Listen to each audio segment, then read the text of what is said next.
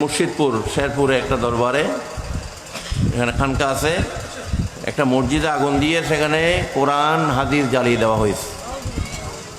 আজকে ডেনমার্কের নরওয়েতে কোরআনে আগুন জ্বালাইলে সারা বাংলাদেশ না সারা পৃথিবীতে মুসলমানরা মিছিল মিটিং করে সেই খ্রিস্টান বা ইহুদির শাস্তি দাবি করে। আর বাংলাদেশে যে এতগুলা কোরআন জ্বালাইল একটা মসজিদের মধ্যে, কোনো একটা কাঠমোল্লা তো একটা আওয়াজও করে নেই। হ্যাঁ, কেন?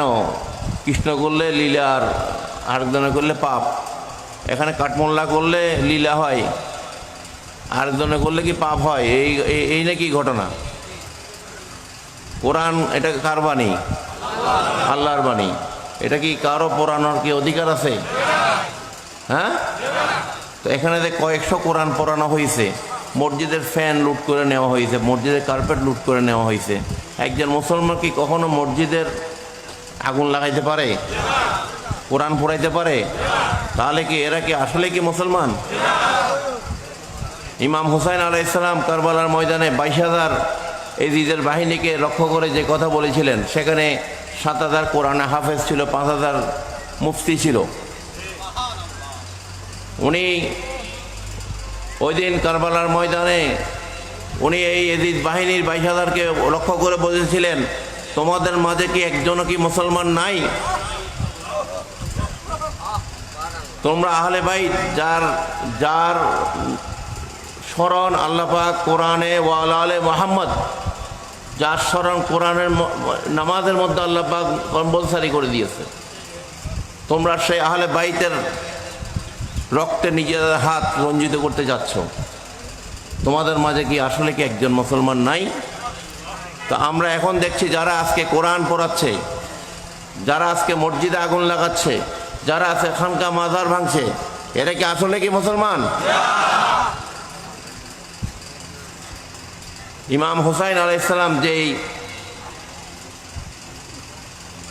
বজ্রকণ্ঠে যে বাণী উনি 1400 বছর আগে কারবালার ময়দানে উনি করে গিয়েছেন, আমরা সেটার বাস্তব রূপ দেখছি। দাড়ি আছে, টুপি আছে, নামাজ আছে, আমল সব আছে, ভিতরে ঈমান নাই। ভিতরে কি নাই? ঈমান নাই। যে কারণে তাদের কাজকর্মে সেটা প্রকাশ পাচ্ছে। ঠিক কিনা? এরা ধর্মের নামে অধর্মের কাজ করছে। ধর্ম কখনো উগ্রতা শিখায় না।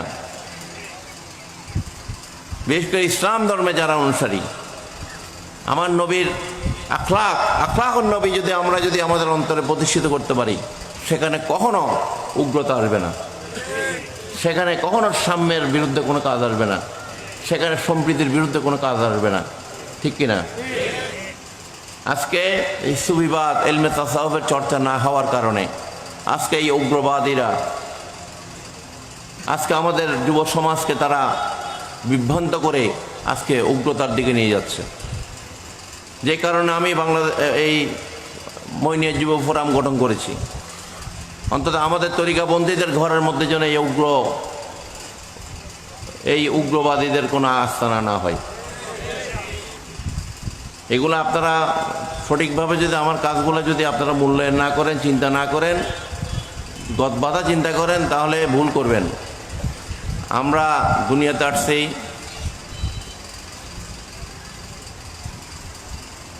শুধু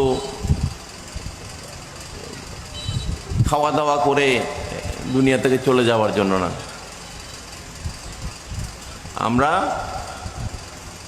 আমরা এই দুনিয়াতে আসার অনেক উদ্দেশ্য আছে। এই যে আজকে খলিফা, ইন্নী জাআইলুন ফিল আরদি খলিফা, আল্লাহ পাক কোরআনে বলছে এই মানব জাতির মধ্যে থেকে আমি আমার খলিফা নিযুক্ত করেছি। সুবহানাল্লাহ। এটা একটা দায়িত্ব না? শুধু খাওয়া দাওয়া করে দুনিয়া থেকে চলে যাওয়াটাই দায়িত্ব? কিন্তু নামাজ রোজা করলাম, নিজের ভাবে নিজে চলে গেলাম না। প্রতিনিধি হলে এখানে অনেক দায়িত্ব আছে। আল্লাহর বাণী, নবীর বাণীগুলোকে প্রতিষ্ঠিত করা। আল্লাহ রসুল সাল্লাল্লাহু আলাইহি ওয়াসাল্লাম উনি ওনার সারা জীবনে উনি অন্যায়ভাবে কোনো একটা মানুষের ঘর লুটপাট করা বা কোনো একটা মানুষকে হত্যা করার কোনো রেওয়াজ নেই। এমনকি এত ওনাকে নির্যাতন করেছে, ওনার সাহাবীদের নির্যাতন করেছে। মক্কা বিজয়ের দিন উনি যখন দেখতে পেলেন যে অনেকেই মক্কাবাসীর ঘরে আক্রমণ করার প্রস্তুতি নিচ্ছে, যেহেতু তারা অনেক নির্যাতিত হয়েছিল, উনি ডিক্লেয়ার করে দিলেন যে খবরদার, আমার কোনো সাহাবী একটা মক্কাবাসীর ঘরে দরজায় টোকা দিতে পারবে না। লুটপাট করা তো দূরের কথা, মারধর করা তো দূরের কথা, প্রত্যেকটা মক্কাবাসী আজকে নিরাপদ থাকবে। সেটার নাম হচ্ছে ইসলাম। এভাবে মানুষের ঘর লুটপাট করে মানুষের ঘরে আগুন লাগিয়ে দেওয়া, এটার নাম কি ইসলাম? আপনার সাথে হয়তো মতাদর্শের মিল না থাকতে পারে, আকীদার মিল না থাকতে পারে, ইসলাম ৭৩ ভাগে বিভক্ত, কিন্তু আপনি একজন মুসলমান হয়ে আরেকজন মুসলমানের গায়ে হাত দিতে পারেন না। আল্লাহ রসুল বলেছে তাকে মুসলমান বলা যাবে না যার জবান এবং হাত থেকে আরেকজন মুসলমান নিরাপদ থাকবে না। আজকে নবীর এই কথাগুলোর কি মিল পাচ্ছি আমরা? হ্যাঁ, নবীজির বাণীগুলা কি আছে আমাদের মাঝে? টুপি আছে, দাড়ি আছে, নামাজ আছে, হজ আছে, কিন্তু নবীজির আখলাক নাই। আছে?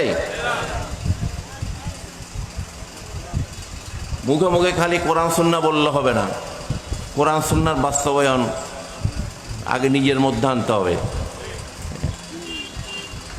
আমরা দেখেছি এই ধরনের মব জাস্টিস, মানুষকে পিটিয়ে মেরে ফেলা, মানুষের ক্ষতি করা, মাজারের মধ্যে শুয়ে আছে সেই মাজার ভাঙচুর করে আগুন লাগিয়ে দেওয়া, এগুলো কোনো সুস্থ মস্তিষ্কের কাজ না, এগুলো হচ্ছে দানবের কাজ। ঠিক কিনা? এগুলাকে প্রতিহত করতে হলে দানবগুলোকে আমাদেরকে সংগঠিত হইতে হবে। আমি গত বছর মিলাদুন্নবীতে, এবছরেই মিলাদুন্নবীর দিন কিন্তু আমি হুঁশিয়ারি দিয়েছি।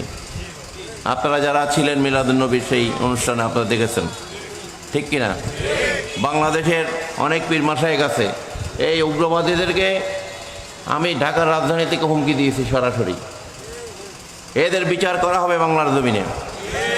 আজকে না হোক কালকে যারা মাজার ভাঙচুর করেছে, যারা এভাবে লুটপাট করেছে, কোরআনে আগুন লাগিয়েছে, খানকা মসজিদে যারা আগুন লাগিয়েছে, তাদের বিচার এই বাংলার জমিনে ইনশাল্লাহ হবে। এরা কেউ মাফ পাবে না, শুধু সময়ের অপেক্ষা। তো আমাদেরকে সংগঠিত হইতে হবে, নিজেকে নিজে চিনতে হবে।